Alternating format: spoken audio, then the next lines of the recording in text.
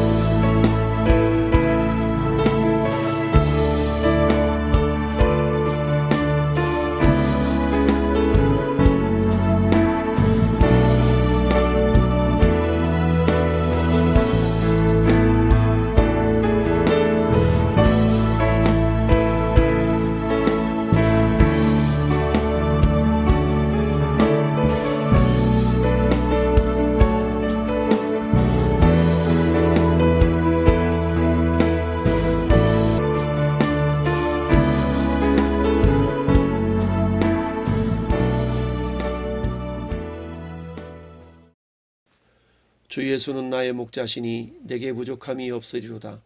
그가 나를 푸른 풀밭에 누이시며 쉴만한 물가로 인도하시는도다. 내 영혼을 소생시키시고 자기 이름을 위하여 의의 길로 인도하시는도다. 내가 사망의 음침한 골짜기로 다닐지라도 해를 두려워하지 않을 것은 주께서 나와 함께 하심이라. 주의 지팡이와 막대기가 나를 안위하시나이다. 주께서 내 원수의 목전에서 내게 상을 차려주시고 기름을 내 머리에 부으셨으니 내 잔이 넘치나이다. 내 평생의 선하심과 인자하심이 반드시 나를 따르리니 내가 아버지의 집에 영원히 살리로다. 아멘.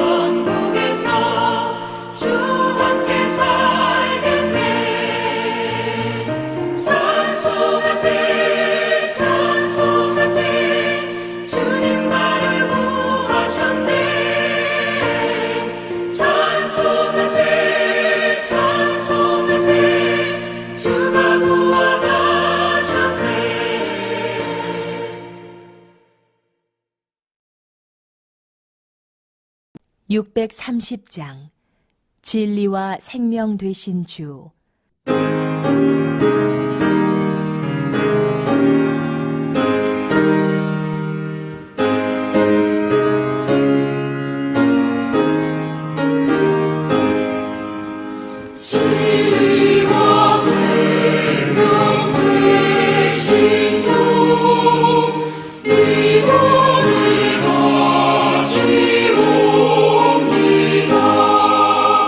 믿음과 소망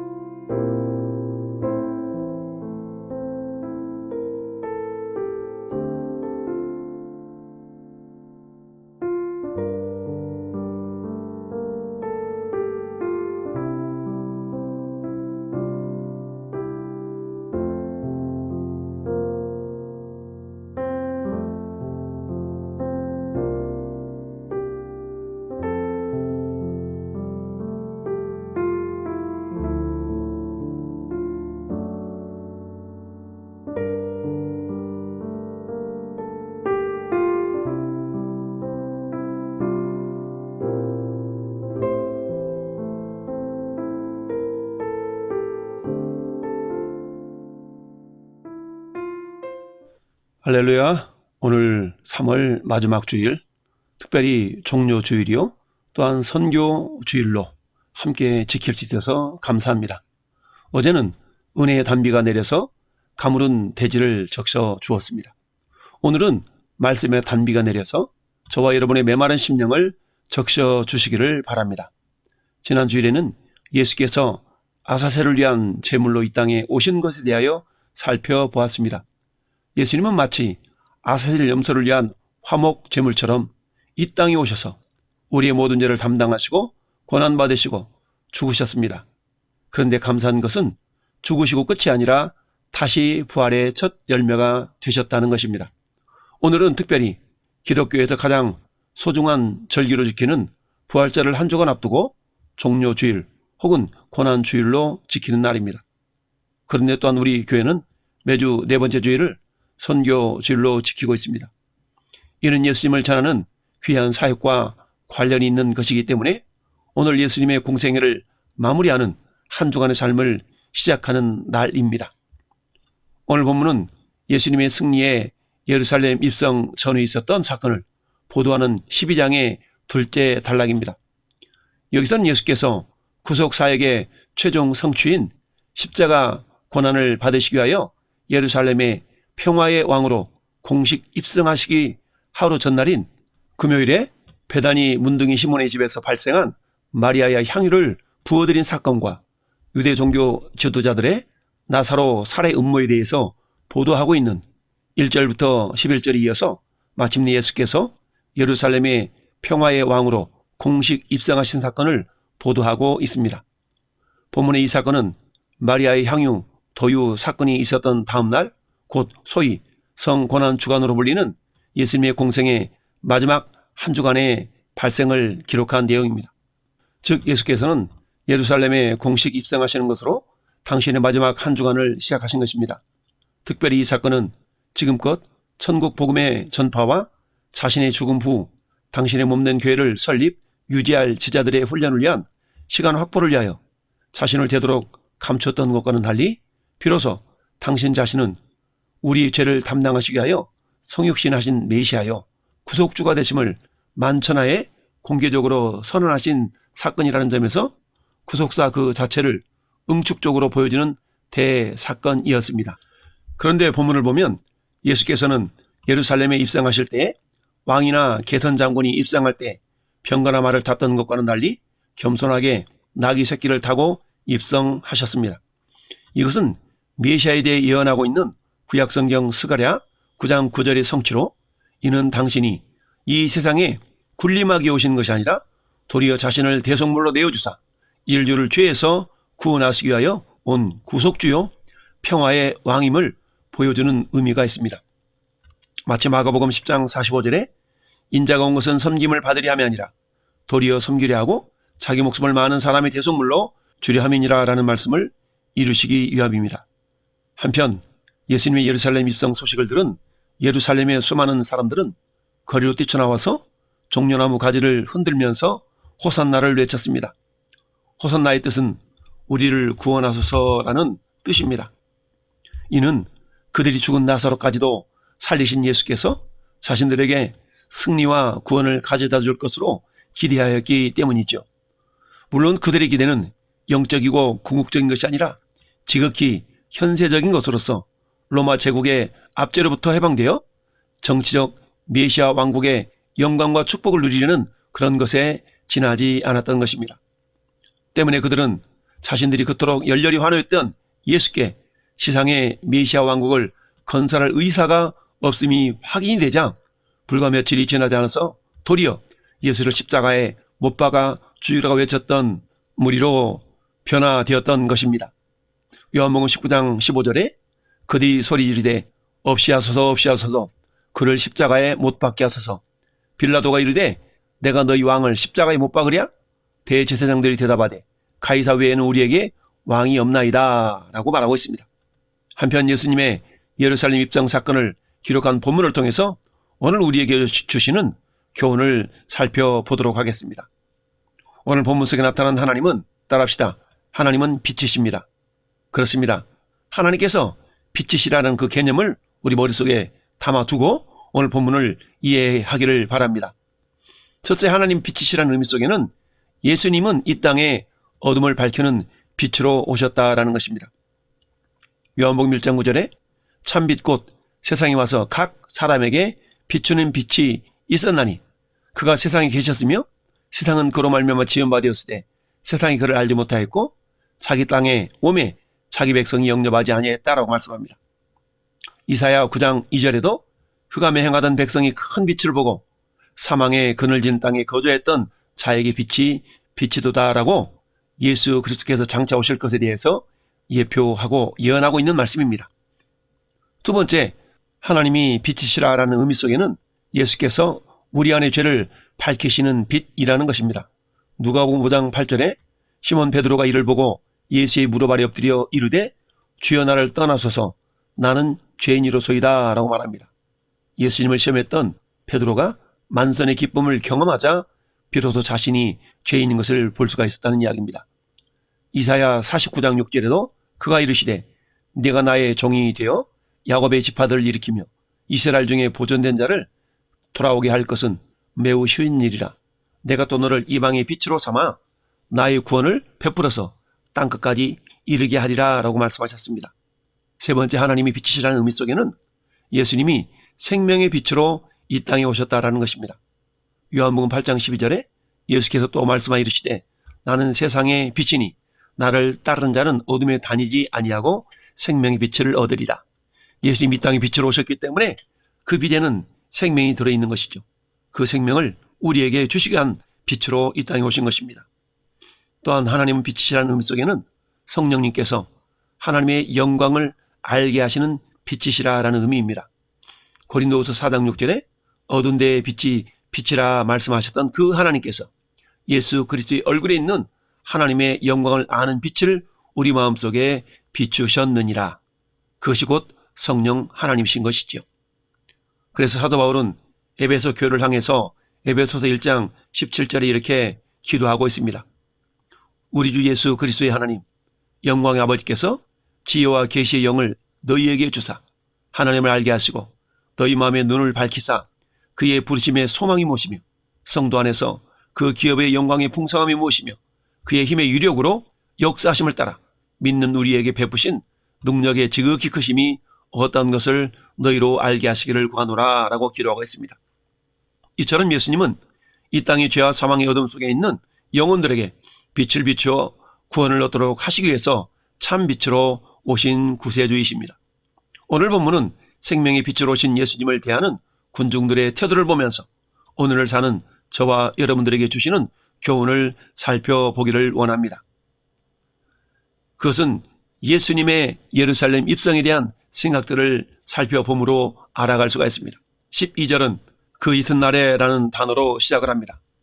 그 이튿날은 언제를 가리킬까요? 그것은 12장 1절을 통해서 확인해 볼 수가 있습니다. 12장 1절은 6월절 엿새 전에 예수님이 나사로가 사는 동네인 베다니 시몬의 집에서 예수님을 위한 잔치 자리에 초대되어 있음을 알 수 있습니다. 베다니는 예루살렘으로부터 동쪽으로 약 3km 거리에 있는 성읍입니다. 물론 요단강 건너편에도 베다니라는 지명이 있다고 우리는 배웠습니다. 요단강 건너의 베다니는 예수께서 세리요한에게 세례를 받으신 곳입니다. 따라서 유월절 엿새전은 오늘날 말하면 유월절에 예수께서 십자가에 죽으시고 사흘 밤낮을 무덤에 계시하니까 유월절은 수요일이 되는 것입니다. 따라서 수요일 열세전은 화, 월, 일, 토, 금, 목 이렇게 거슬러 올라가면 목요일에 해당이 됩니다. 그러므로 오늘 본문의 그 이튿날은 목요일 이튿날이니까 오늘날의 금요일에 해당된다라고 할 수 있습니다. 신학자들마다 예수께서 지키신 마지막 유월절이 언제인지를 놓고 다양한 해석들이 있지만 수요일로 보는 것이 가장 성경적이라 할 수 있습니다. 왜냐하면 당시 유대인들이 사용하는 시간 개념은 저녁 6시부터 다음날 6시까지를 하루로 계산하는 시기입니다. 따라서 예수께서 유월절 오후 3시에 숨을 거두시고 꼬박 3일 밤낮을 무덤에 계신 후 부활하셔야 하니까 결국 예수님은 우리의 토요일 저녁에서부터 주일 새벽 사이에 부활하시게 되는 것입니다. 종료 주일이라는 말은 오늘 본문에서 무리들이 예수님을 영접하기 위해서 종려나무 가지를 가지고 맞이했기 때문에 명명한 것입니다. 유월절이 어떠한 날입니까? 이스라엘 백성들을 이집트에서 구원해내시기 위해서 이집트의 모든 처음 난 것들을 희생시키며 이스라엘 백성들을 구원하신 날이 아닙니까? 그런데 예수님은 이 유월절 어린 양으로 이 땅에 오셨기 때문에 유월절의 십자가에서 죽임을 당하신 것입니다. 예수님께서 지상 생애의 마지막 유월절을 지키시기 위해서 예루살렘에 도착하시기 이전에 사방에서 유월절을 지키기 위해서 큰 무리들이 이미 예루살렘에 도착해 있었던 것입니다. 역사가 요세푸스는 대략 270만 명 정도가 예루살렘에 모였다라고 주장을 하였습니다. 비록 그만큼은 아니었다 할지라도 꽤 많은 사람이 예루살렘에 몰려들었던 것입니다.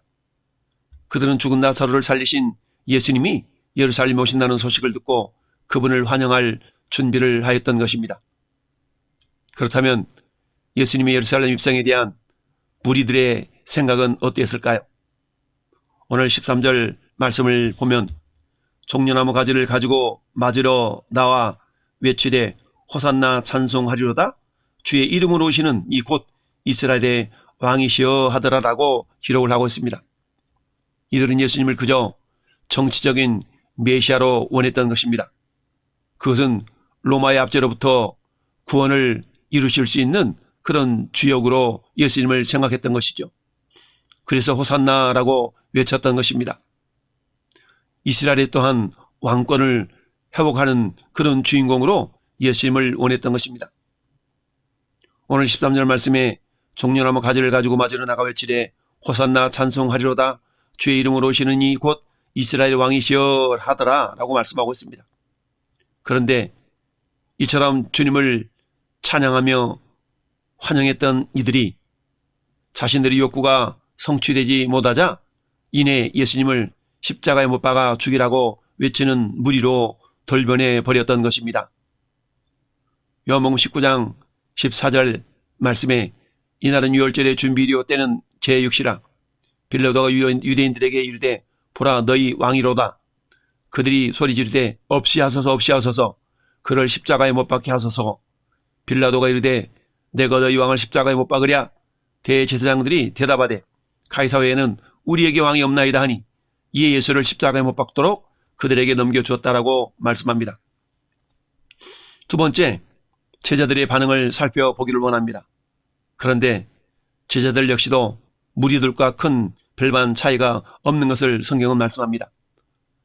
마가복음 10장 37절은 여짜오되 주의 영광 중에서 우리를 하나는 주의 우편에 하나는 좌편에 앉게 하여 주옵소서라고 부탁하는 제자들을 보게 됩니다. 성경은 제자들의 반응 역시 무리들과 크게 다를 법 없다라고 기록하고 있는 것이죠. 누가복음 24장 21절은 부활하신 예수님을 만났음에도 불구하고 그들이 알아보지 못한 그런 제자들의 모습을 기록하고 있습니다. 우리는 이 사람이 이스라엘을 속량할 자라고 바라노라. 이뿐 아니라 이 일이 일어난 지가 사흘째요라고 엠마오로 가는 두 제자가 예수님께 대하여 오히려 이처럼 예수님이 이스라엘을 속량할 자다라고 생각했던 것을 말씀하고 있습니다. 요한복음 6장 63절을 보면 그때부터 그의 제자 중에서 많은 사람이 떠나가고 다시 그와 함께 다니지 아니하더라. 예수께서 12 제자에게 이르시되 너희도 가려느냐?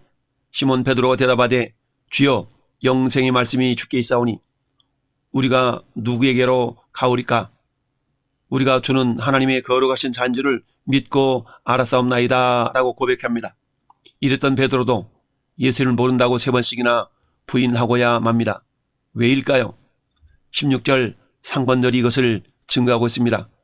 제자들은 처음에 이 일을 깨닫지 못하였다라고 말씀합니다. 이들에게는 성령에 의한 온전한 생명의 빛이 비추지 못되기 때문입니다. 16절 하반절이 이것을 증거하고 있습니다. 예수께서 영광을 얻으신 후에 이것이 예수께 대하여 기록된 것임과 사람들이 예수께 이같이 한 것임이 생각났더라라고 말씀합니다. 이처럼 무리들이나 제자들은 철저하게 예수님의 예루살렘 입성을 자신들의 소망을 이루어주실 정치적인 메시아로만 생각했던 것입니다. 그러나 예수님의 생각은 어땠을까요? 예수님의 생각은 이 무리들이나 제자들의 생각과는 전혀 달랐습니다. 이것을 보여주시기 위해서 예수님은 14절 15절에 어린 나귀를 타고 예루살렘의 성에 들어오셨던 것입니다. 말이나 마차를 타고 위대한 모습으로 입성하신 것이 아닙니다. 어찌 보면 매우 초라한 왕의 입성의 모습이었던 것입니다. 이것은 예수께서 이 땅에 오신 목적이 이스라엘 백성들을 로마의 압제로부터 해방시키는 그런 정치적인 왕으로 오신 것이 아니라 죄악의 어둠 속에서 영원한 멸망을 향해 달려가고 있는 이들을 하나님과 화목한 관계를 회복시키심으로 영생에 이르도록 하는 평화의 왕으로 오셨던 것입니다. 그런데 무리들이나 제자들은 이것을 깨닫지를 못한 것이죠. 이사야 9장 6절에 이는 한 아기가 우리에게 낳고 한 아들을 우리에게 주신 바 되었는데 그의 어깨에는 정사를 메었고 그의 이름은 기묘다라 모사라 전능하신 하나님이라 영존하시는 아버지라 평강의 왕이라 할 것임이니라. 그 정서와 평강이 더하며 무궁하며 또 다윗의 왕좌와 그의 나라에 군림하여 그 나라를 굳게 세우고 지금 이후로 영원히 정의와 공의로 그것을 보존하실 것이라. 만군의 여호와 열심히 이 일을 이루리라 라고 말씀하고 있습니다. 누가복음에서도 누가복음 2장 14절에 지극히 높은 곳에서는 하나님께 영광이요 땅에서는 하나님이 기뻐하신 사람들 중에 평화로다 하리로다 라고 말씀하고 있습니다. 에베소서 2장 14절에는 그는 우리의 화평이신지라 둘로 하나를 만드사 원수된 것 곧 중간에 막힌 담을 자기 육체로 허시고 라고 말씀합니다. 예루살렘 성에 입성하신 예수님에 대한 생각은 이처럼 장차 다시 오실 예수님에 대한 생각들에 대한 예표이었던 것입니다. 따라서 심판대로 다시 오실 예수님에 대한 우리의 생각을 정립하는 것이 중요합니다. 그렇다면 예루살렘에 입성하신 그 예수님을 바라보는 무리들과 제자들의 생각이 있었던 것처럼 이제는 우리가 다시 오실 예수님에 대한 생각들을 정리해 볼 필요가 있습니다. 그런데 다시 오실 예수님에 대한 생각들도 다양하게 나누어지는 것을 보게 됩니다. 먼저는 종교인들의 생각들입니다. 예수님에 대하여 생각해보지 않은 사람들은 제외하고 그래도 신앙생활을 조금이라도 해본 사람들로 신실하게 신앙생활을 하지 않는 그런 자들, 이들을 저는 종교인이라 말합니다. 그렇다면 이들 종교인들의 생각은 어떠했을까요? 누가복음 12장 45절에 만일 그 종이 마음에 생각하기를 주인이 더디어디라 하여 남녀 종들을 때리며 먹고 마시고 취하게 되면 생각하지 않는 날 알지 못하는 시각에 그 종이 주인이 이르러 엄히 때리고 신실하지 아니한 자의 받는 벌에 처하리니 주인의 뜻을 알고도 준비하지 아니하고 그 뜻대로 행하지 아니한 종은 많이 맞을 것이요 알지 못하고 맞을 일을 행한 종은 적게 맞으리라. 무릇 많이 받은 자에게는 많이 요구할 것이요 많이 맡은 자에게는 많이 달라 할 것이니라 라고 말씀합니다. 예수님은 지혜롭고 진실한 청지기 이야기를 하시면서 어리석은 청지기를 예로 들면서 하시는 이야기입니다. 베드로후서 3장 4절에 이르되 주께서 강림하신 나는 약속이 어디 있느냐 조상들이 잔후로부터 만물이 처음 창조될 때와 같이 그냥 있다 하니 이는 하늘이 예적부터 있는 것과 땅이 물에서 나와서 물로 성립된 것도 하나님의 말씀으로 된 것을 그들이 일부러 잊으려 함이로다 라고 말씀합니다.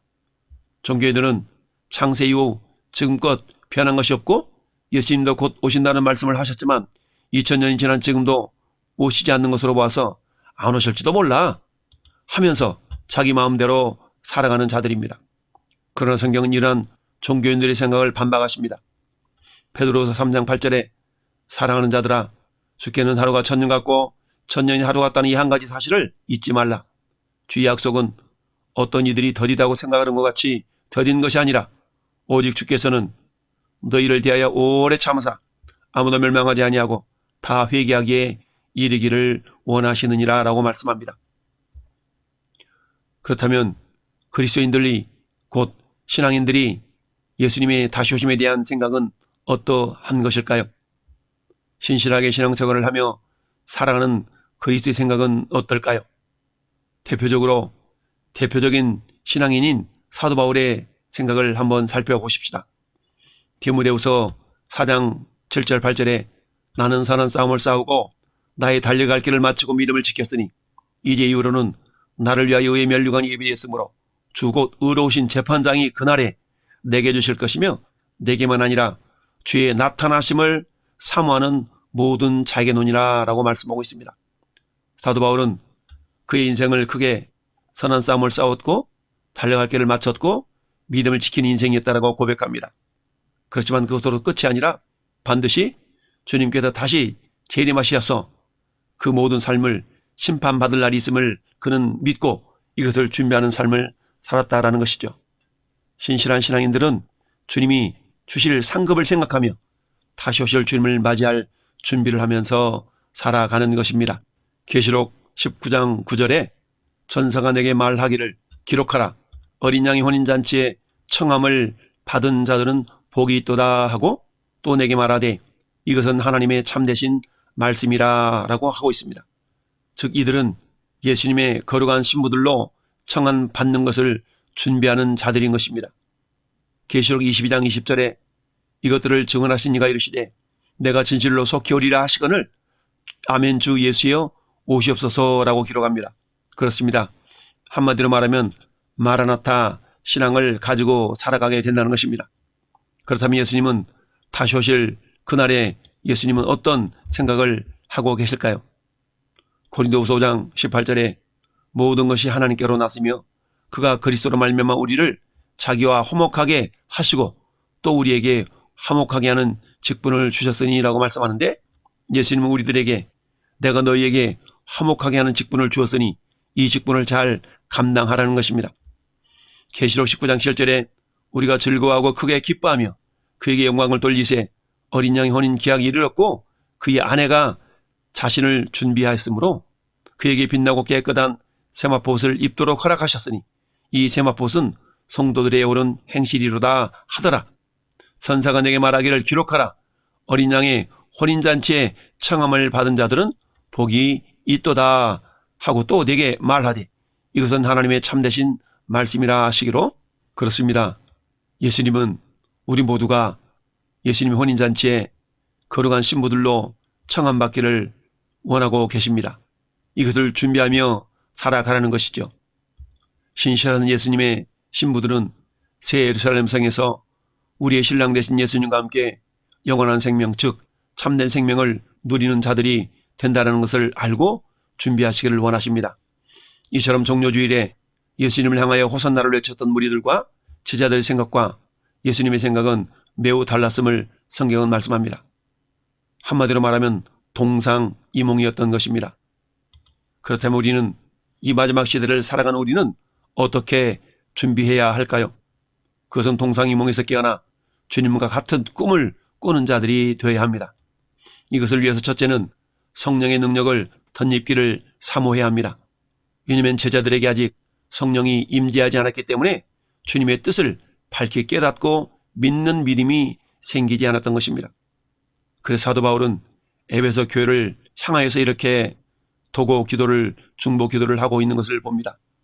에베소 3장 14절부터 이러므로 내가 하늘과 땅에 있는 각 족속에게 이름을 주신 아버지 앞에 무릎을 꿇고 비노니 그의 영광의 풍성함을 따라 그의 성령으로 말미암아 너희 속사람을 능력으로 강건하게 하시오며 믿음으로 말미암아 그리스도께서 너희 마음에 계시게 하옵시고 너희가 사랑 가운데서 뿌리가 박히고 터가 굳어져서 등이 모든 성도와 함께 지식에 넘치는 그리스도의 사랑을 알고 그의 넓이와 길이와 높이와 깊이가 어떠함을 깨달아 하나님의 모든 충만하신 것으로 너희에게 충만하게 하기를 구하노라 라고 중보 기도하고 있습니다. 뿐만 아니라 5장 18절에도 술 취하지 말라 이는 방탕한 것이니 오직 성령으로 충만함을 받으라 라고 말씀합니다. 이처럼 우리는 성령의 능력을 덧입기를 사모해야 합니다. 둘째, 슬기로운 다섯 처녀들처럼 되라는 것입니다. 마태복음 25장에는 10처녀의 비유가 나타나 있습니다.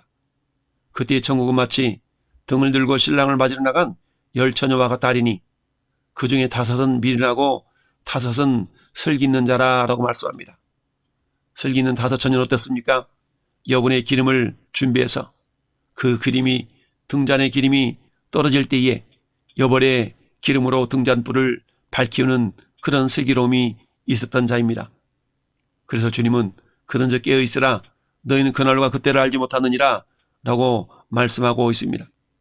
여러분, 우리가 깨어서 등잔의 기름이 떨어지지 않도록 준비하는 자들처럼 깨어서 살아있는 자가 되어야 됩니다. 고린도서 5장 10절에도 이는 우리가 다 반드시 그리스도의 심판대 앞에 나타나게 되어 각각 선악간에 그 몸을 행한 것을 따라 받으려 함이라 라고 말씀합니다. 히브리서 9장 27절에도 한 번 죽는 것은 사람에게 정해진 것이요 그 위에는 심판이 있으리라 라고 말씀합니다. 반드시 주님 앞에 심판받을 날이 있음을 알고 준비하는 삶을 살아가는 것이 곧 지혜인 것입니다. 세 번째는 즉시 가서 이익을 남기는 장사꾼이 되라는 것입니다. 마태복음 25장 달란트 비유나 누가복음 19장 문화 비유에서 한 문화 받았던 자 즉시 가서 이익을 남깁니다. 2달란트, 5달란트 받았던 자들도 즉시 가서 그것으로 이익을 남깁니다. 예수님은 자신을 들여서 많은 열매를 맺기 위해서 예루살렘 성으로 들어오셨습니다. 이제는 주님이 우리에게 맡겨준 달란트, 문화가 무엇인지를 돌아보고 내 생각대로 주님 생각대로 살아가는 동상이몽의 인생이 아니라 동상이몽이 아닌 동상동몽, 즉 주님의 소망이 나의 소망이요 주님의 꿈이 나의 꿈이 되어 그 꿈을 이루어드림으로 마침내 우리 모두 신랑 되신 예수께 우리를 신부들로 잘 준비해 드리는 그런 거룩한 혼인잔치에 다 기쁨과 사랑으로 참여하는 주인공이 될 수 있기를 예수님의 이름으로 축원을 드립니다. 아멘.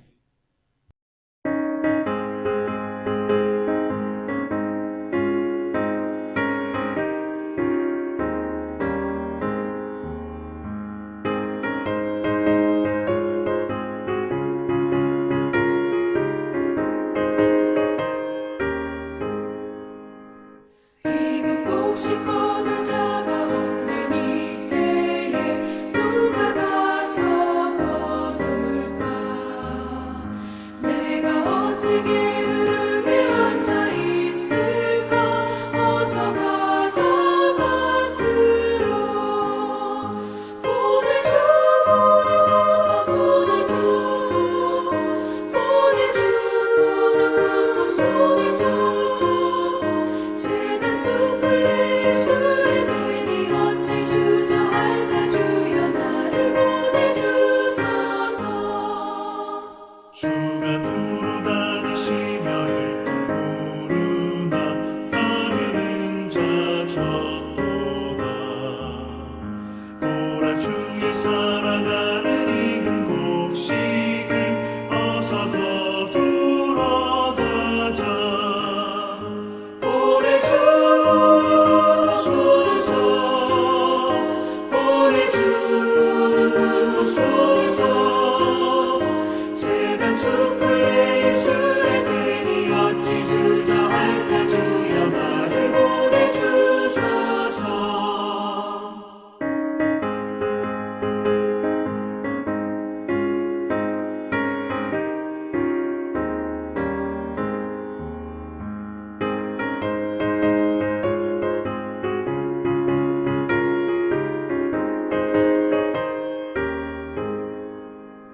주가 나를 부르시니 언제 어디나 기뻐 가서 일하리 주가 명령 내리실 때는 난 받아서 기뻐 거두리로다 보내주 보내소서 보내주소서 보내주 보내소서 보내주소서 재단 숯불 내 입술에 대니 어찌 주저할까 주여 나를 보내주소서